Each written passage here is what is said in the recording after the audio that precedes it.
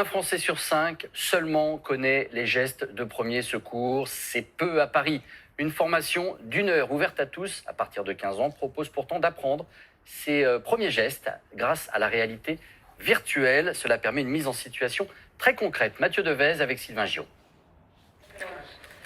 Anaïs Poncé enfile un casque et se retrouve subitement dans un monde fictif.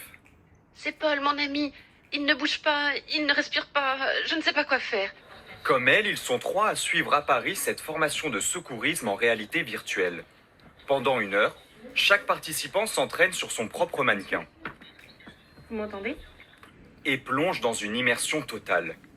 La séance commence par une explication des bons gestes en rythme. Pour une bonne vitesse, pensez à la musique de Staying Alive.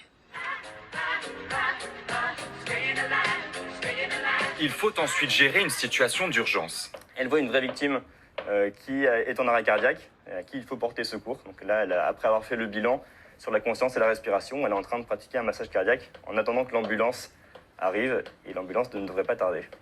La victime est saine et sauve. Anaïs Poncé a tout donné. Alors, comment ça s'est passé? Écoutez, c'était chouette. L'atout phare de la chose, c'est qu'on est complètement immergé et qu'on vit la chose tout seul. Plus personne n'existait autour de moi là.